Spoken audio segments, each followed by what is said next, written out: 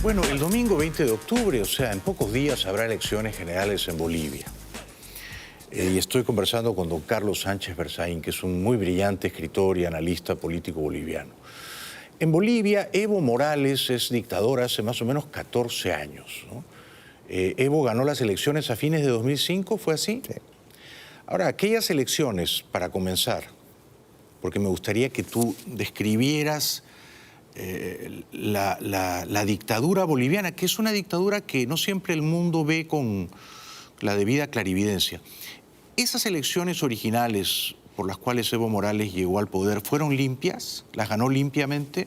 Sí, pero tenían el estigma del golpe de Estado producido en octubre del 2003, a partir del cual, después de derrocar al presidente Sánchez Lozada, se establece la famosa Agenda de Octubre, firmada por Carlos Mesa y Evo Morales.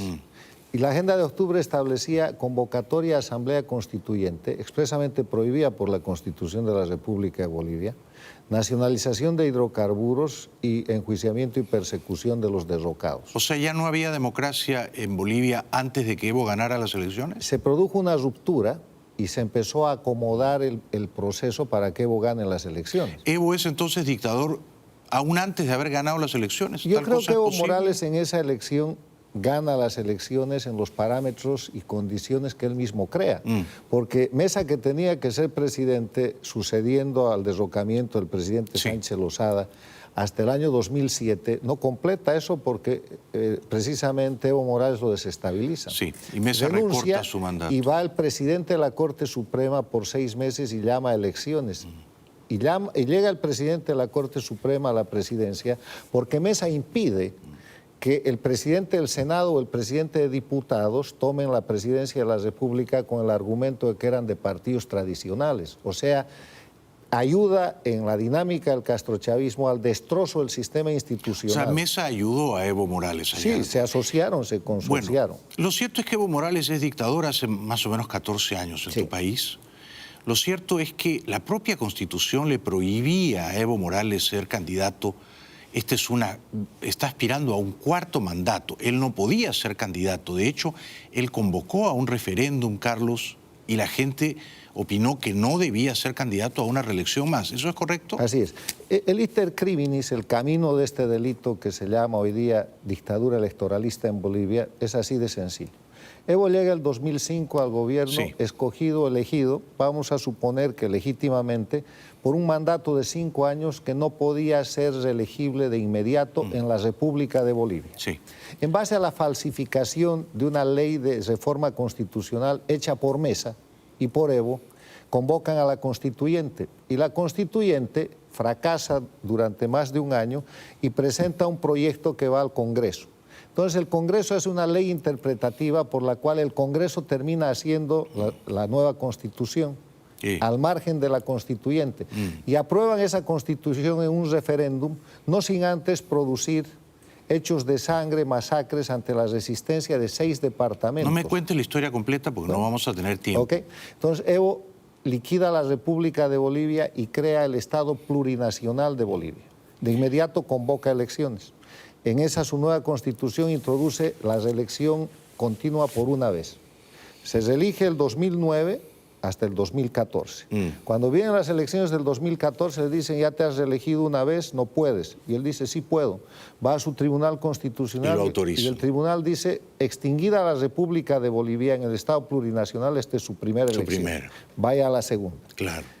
Siempre hay gente que interpreta la Constitución a favor del gobernante de turno. No, sobre todo si es para tu amo, porque ese era un tribunal nombrado por Evo Morales, como lo es el actual.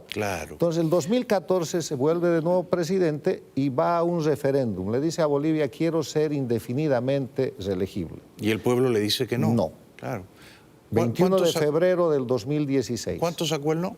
51 y algo, 51. Pero en verdad más del 70%. El fraude fue fantasmal. O sea que perdió el referéndum y ya no podía ser candidato. Entonces acude a su Tribunal Constitucional y dice que es su derecho humano ser candidato. Su órgano electoral dice que sí puede y él empieza un proceso para ser candidato. Pero aquí hay un hecho que es muy importante. Él invoca el derecho humano a ser candidato, que es casi como invocar el derecho humano a ser dictador. O sea, es una farsa, pero en todo caso, Él pone en marcha como parte de su propaganda una demanda marítima contra Chile. Y el año pasado, por esta época, pierde la demanda marítima. El vocero oficial del gobierno de Evo Morales en esa demanda marítima era Carlos Mesa. Entonces, cuando se pierde la demanda marítima, sale Mesa y dice: bolivianos, hemos perdido la demanda marítima, pero ahora vamos a ir a elecciones. Y yo voy a ser candidato. Entonces, Mesa se encarga de reemplazar el no es no. Bolivia decía no. Evo no puede ser candidato, por Mesa le puede ganar. O sea que Mesa, ¿tú crees que ha sido funcional a Evo Morales? Es funcional. En esa dinámica, Mesa se presenta al principio con gran ventaja sobre Evo Morales en las encuestas. ¿Qué dicen las encuestas ahora? Dicen que estaría ganando Evo Morales por 9 puntos y que haría segunda vuelta. ¿Cuánto le adjudican a Evo? ¿Poco más del 30%? Sí, le adjudican un 39%. ¿Y a Mesa? 9 puntos menos, más o menos. Yo creo que va a haber segunda vuelta entre ambos, entre Evo y Mesa. ¿Qué dices tú? No. ¿Qué va a pasar? Evo Morales va a ganar por largo porque esta es una elección fraudulenta. ¿Va a ser fraude el 20 de octubre? El fraude está hecho desde el momento que él, no pudiendo ser candidato, es candidato. Pero bueno, eso ya está contado. No hay cortes electorales Eso ya está dicho, pero no va a haber segunda vuelta entonces. No va a haber. No va a haber. ¿Cuánto crees que se va a atribuir o adjudicar tramposamente? Más del 50%. Más del 50%. Él se ha propuesto y dice que va a llegar al 70%. Mi estimación es que él tiene un fraude preparado de alrededor del 60%. ¿Y crees que Mesa sabe que Evo va a perpetrar el fraude o simplemente Mesa es ingenuo, es cándido, cree que él puede ganar? Yo creo que Mesa tiene, como siempre, un doble papel. Un doble discurso. Él tiene un acuerdo con Evo Morales de ser candidato funcional, pero Inspectore juega a ver si Evo Morales se tropieza y algo puede pasar que si él no gana lo sucede y puede tomar la presidencia de nuevo. Bueno, el lunes 21 de octubre veremos si tú tenías razón o si yo tenía razón. Si hay segunda vuelta, bueno, haremos campaña por Mesa. Si no hay segunda vuelta, quedará claro que Evo habrá perpetrado un fraude masivo, ¿no? Un pequeño apunte, si me permites.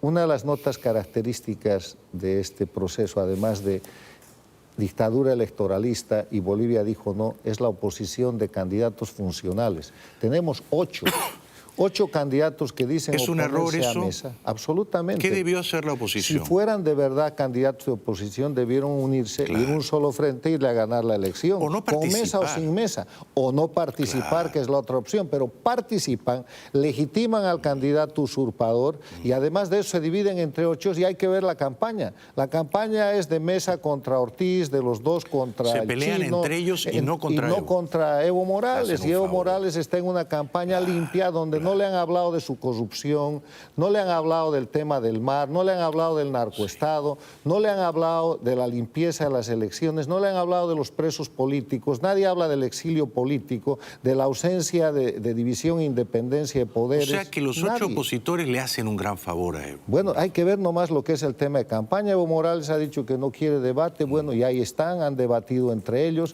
Pero los temas de campaña, ¿qué son los temas de campaña? Evo no ha debatido con los opositores. No, no ha ido a debatir. Querido Carlos, ya sabes cuánto te apreciamos y te admiramos. Hablemos el lunes 21 de octubre, ¿cómo te parece? Ojalá tú tengas razón, pero la experiencia y la realidad objetiva enseñan que el fraude está preparado y los opositores funcionales lo saben. Incluso antes de contar los votos ya hay un fraude de origen, ya la elección está viciada porque Evo no podía ser candidato, ¿no? Así es. Ya es una elección tramposa. Gracias, gracias. Un aplauso para Carlos Sánchez Grossay. Gracias por haber venido.